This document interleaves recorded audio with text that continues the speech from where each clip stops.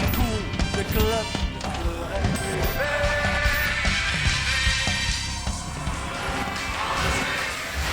Er wordt nog maar over één ding gepraat in Venlo deze week. Promotie. Want bij winst morgen tegen RKC zijn de Venlonaren zeker van een terugkeer in de eredivisie. Straks meer daarover. We horen Marco Bogers over de scenario's rondom een eventuele huldiging. En zien een wedstrijddag van Opoku. Maar eerst terug naar vorige week.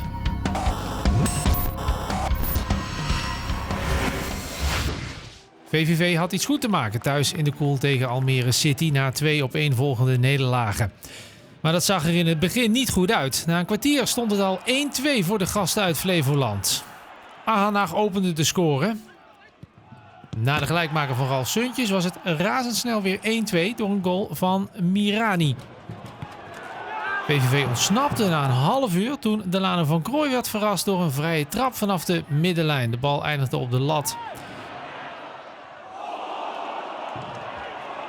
Kort voor rust was het wederom Suntjes die VVV op gelijke hoogte schoot.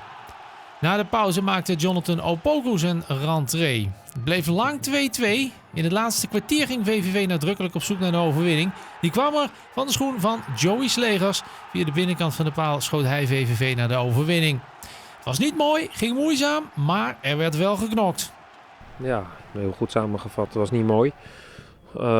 Ongelukkig in 2 tegendoelpunten. Waardoor je toch weer een extra druk op je afroept. Want ja, je hebt dan toch met z'n allen zoiets. De spelersgroep ook de staf van ja, het zal toch niet weer dat je een wedstrijd verliest.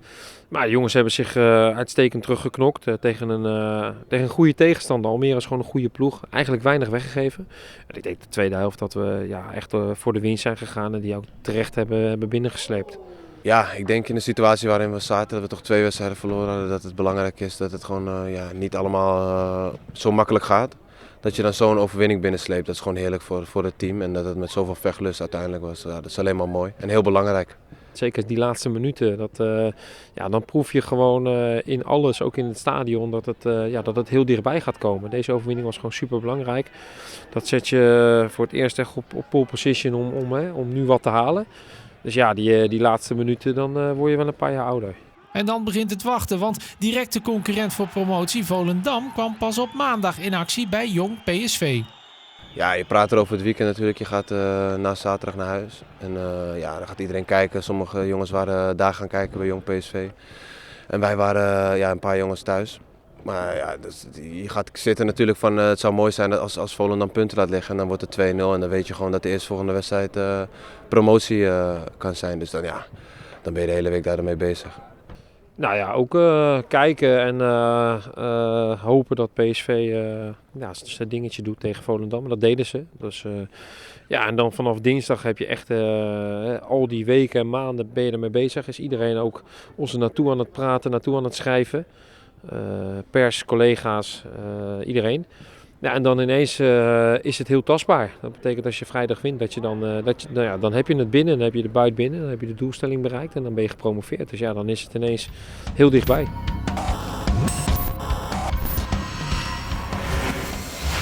Jonathan Opoku maakte dus een rentree tegen Almere City. Voor Fox gaf hij in zijn vlog een inkijkje op de wedstrijddag. Goedemorgen kijkers, mijn naam is Jonathan Opoku, speler van VVV Venlo. Ik ga jullie meenemen op matchday, klein inside look. Vandaag spelen we tegen Almere City, een belangrijke pot. Hopelijk tot we weer een stapje dichterbij komen bij het kampioenschap. Dit is waar ik de dag mee begin, licht ontbijtje, wat kwark, mandarijntje en natuurlijk water. Nou, voor de rest heb ik niet heel veel vaste rituelen. Ik zie wel dat ik even moet stofzuigen, zometeen even een wandeling maken. Net schoongemaakt, alles weer picobello. Daarna nog 2 potjes FIFA gespeeld. Tegen Allan en Ricardo allebei een jaartje gegeven. Nu een lekkere lunch voorbereid. Met wat ei, nog wat kipfilet erop. Lekker toch? Nu in de auto richting de club. Met het Hongaarse fenomeen. En de Surinaamse rots in de branding. We zijn er. Hoop op een mooie avond. En natuurlijk 3 punten. Hebben jullie nog wat te zeggen jongens voor de kijkers? Helemaal niets te zeggen. Nee. Ik ook niet. Nou, jammer. Volle focus. Je hoort het, volle focus op de wedstrijd. Aangekomen op de club. We zijn er. Nu gaat het echt beginnen. En de terugkeer van Opoku. Almere onder druk. Opoku kan hem aannemen. Opoku van Buren. En nu dan, ja! Het is een goal, Slegers. Ja, je voelt hem aankomen.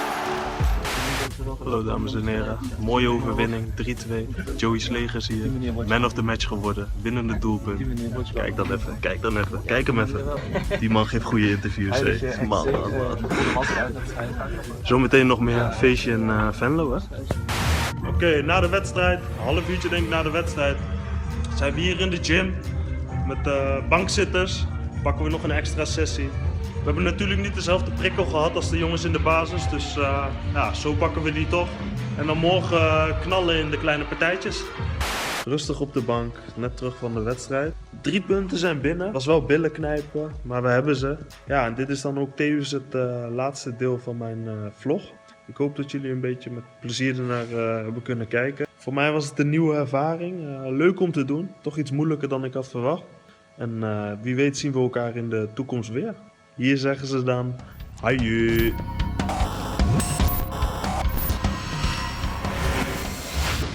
Wint VVV morgen van RKC, dan is promotie een feit. Ook zonder zelf te winnen kan VVV al promoveren. De club is dan wel afhankelijk van Volendam en Cambuur. Speelt VVV gelijk en wint Cambuur niet, dan promoveert de Koelclub ook naar de Eredivisie. Zelfs als de ploeg van trainer Maurice Stijn van RKC verliest, zou ze in theorie nog kunnen promoveren. Dan zou Cambuur moeten verliezen en Volendam moeten verliezen of gelijk spelen. Eén ding is wel zeker, als VVV promoveert wordt er nog geen groot feest gevierd. Ja, eerst maar eens winnen. Hè? Dat is denk ik wat de focus ook moet zijn deze week. Hè? De rust bewaren binnen de club. En ja, goed, alles moet gewoon gericht zijn op een goed resultaat vrijdag. Maar het mogen duidelijk zijn, als je dan promotie bewerkstelligt door daar te winnen, dat we natuurlijk ook met z'n allen een feestje vieren. Echter, wij moeten maandag ook weer, paasmaandag. Dus ik neem aan en ik weet ook dat onze staf zich daar goed op wil voorbereiden. Dus veel tijd voor feestjes is er nog niet. Ja, want die maandag kan VVV dus ook al kampioen worden, thuis tegen FC Emmen. Om de titel binnen te slepen moet naast de belager Jong Ajax punten verspelen. Een huldiging is dan diezelfde dag om 8 uur op het stadhuis. VVV waarschuwt fans dat het niet is toegestaan om het veld te betreden bij promotie of een kampioenschap. Volgens de club levert dit een hoge boete op vanuit de KNVB.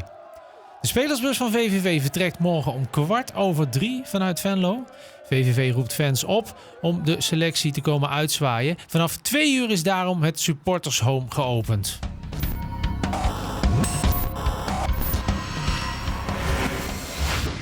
Terwijl Venlo zich al de hele week opmaakt voor promotie op vrijdag en een kampioensfeestje op paasmaandag, proberen spelers en staf zich vooral te richten op de wedstrijd tegen RKC. Dus werd er ook normaal getraind deze week in de Koel. We hebben precies hetzelfde getraind als al die andere weken. En vast al die maanden, ook vandaag, zie je vandaag ook aan de training, geen andere dingen gedaan. We doen ook geen andere dingen richting die wedstrijd. Er komt heel veel op ons en op de spelers af. En op het moment dat ik dan ook nog allerlei rare streken uit ga halen, dan maakt dat alleen maar onrustig. Dus we doen hetzelfde. De familie, de buurt, de buren, de bakker, de supermarkt, iedereen is ermee bezig. En iedereen heeft het altijd elke keer over het kampioenschap. Dus het is voor ons zaak om daar gewoon vanaf te sluiten. En voor de wedstrijd zal je wel wat extra spanning hebben. Maar ik denk, als je eenmaal met het spelletje bezig bent, dan, tenminste dat heb ik altijd, dan heb je eigenlijk geen idee wat er allemaal om je heen gebeurt. En dan is gewoon die 3 punten binnenhalen. En dat hebben we volgens mij vaak dit seizoen gedaan. Nou, dat zal ongetwijfeld extra druk meenemen. Dat is logisch. Als je om een promotieplek speelt, dan geeft dat druk.